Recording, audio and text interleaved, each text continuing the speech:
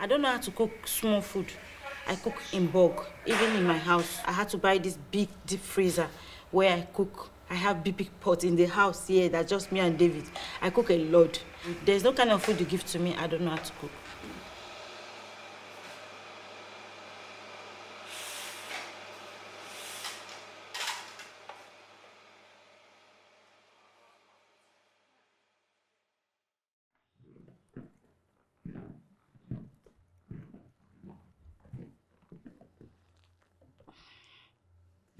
Aha m bụ Rita.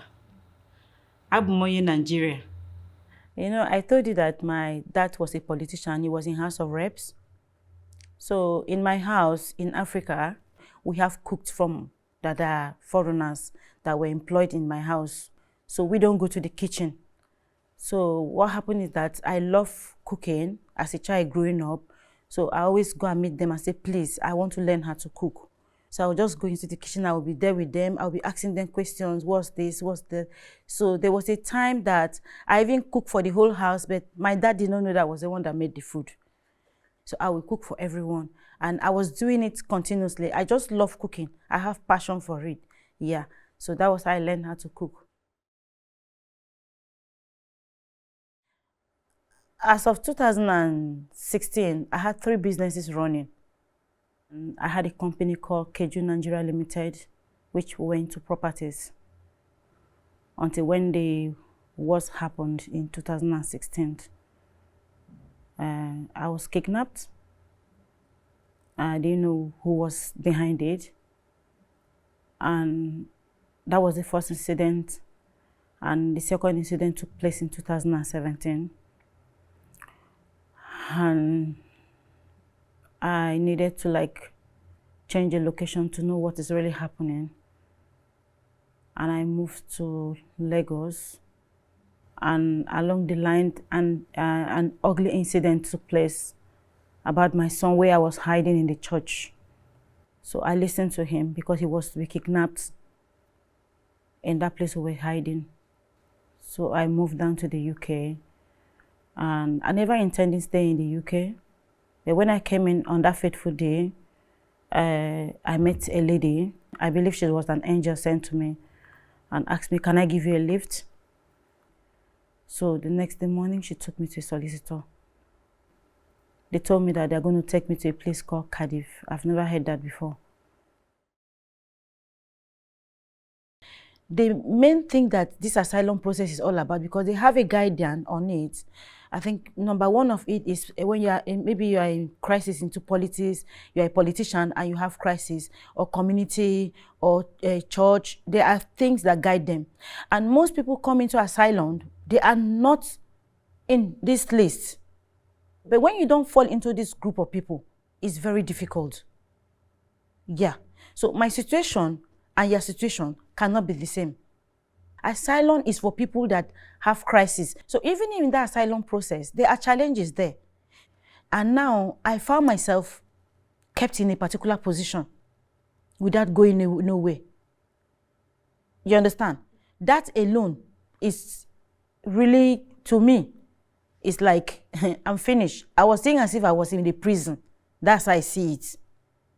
I was as if I'm in the prison waiting for the decision to be taking place. When I came in, I was really going through a lot. I had trauma going on. I had flashback going on. I had a lot going on, even with my son. And sometimes we have mental health in back home. We don't know that it's mental health.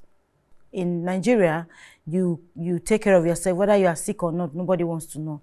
If I was still back then in Africa, I don't think I'll survive till date. So it was really a thing for me to give God the glory. Each day of my life, I would just thank God that I'm in the right place. So I was happy being in Cardiff.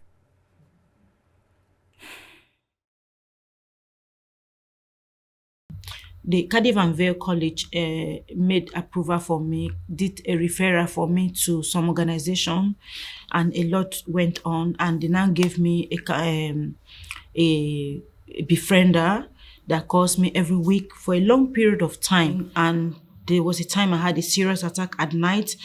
The numbers he called me was really helped me. I now called the number. They came and the ambulance came, rushed me to the hospital, and they took care of me and they came back. I came back home. So if not that I was in the right place, I don't know if I would still be alive today, because there was a time I tried to like commit suicide. But when they picked me up and they told me that if anything happens to me,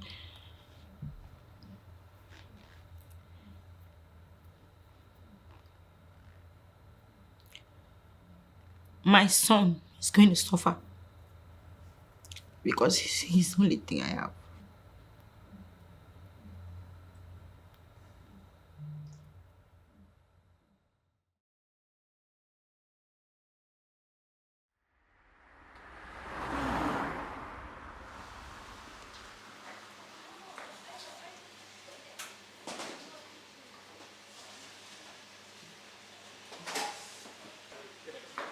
Yeah. So yeah. How will prep? Yeah. Oh, okay. Yeah. Oh, for Friday. Sorry. It pinted my. Okay. I started in Oasis as a volunteer. I was coming to volunteer for like almost 2 years plus before my status was given to me. Coming to this place and seeing that kind of a gathering like Oasis, gathering people together, giving them together, making food for them to eat. You don't know, mental wise, it goes a long way in their life. So cooking for them, it gives me joy. It makes me feel happy. Sometimes even if I'm down, I want to go to work. I want to be there. I just want to be around there. I just want to do something for them that will put a smile on their face.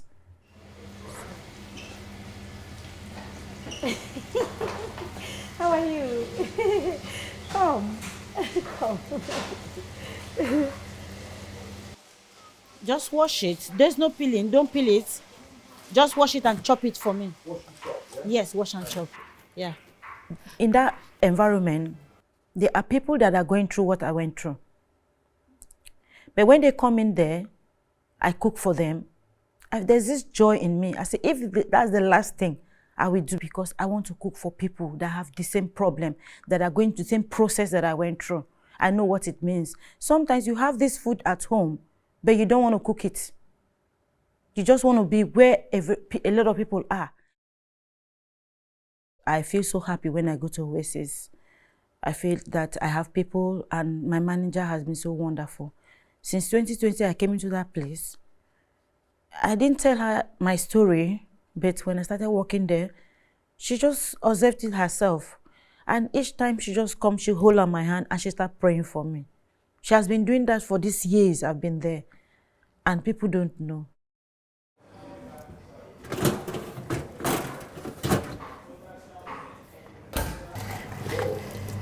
Okay, I'm going to divide it into 2 pieces.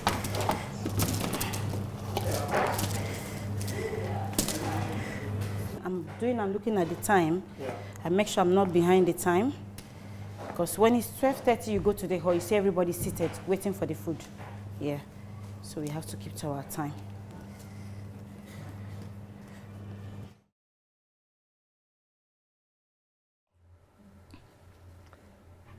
Can we talk about the connection you have with your son Yeah. and how that's helped you?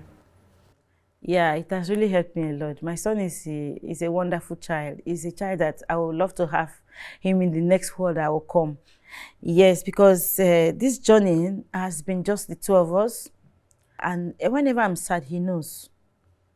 Whenever I'm not feeling well, whenever the thing comes up, he knows. He will just come to me and hug me and say, "Mommy, don't worry, everything will be fine. I'm going to make money. I will take care of you." He will talk to me and talk to me and talk to me. That's why I tried my best to make sure that I give him the best. So the bond between me and him is amazing. Life is not how we think it. You planned it and it doesn't go that way. If somebody have told me that I will sit here today to say all this, I will not believe it. But at the end of the day, we take life the way we see it. It's one of those things, it's up and down. Yeah. I pray it comes to pass. It is well. Thank you very much. Thank you. Brilliant.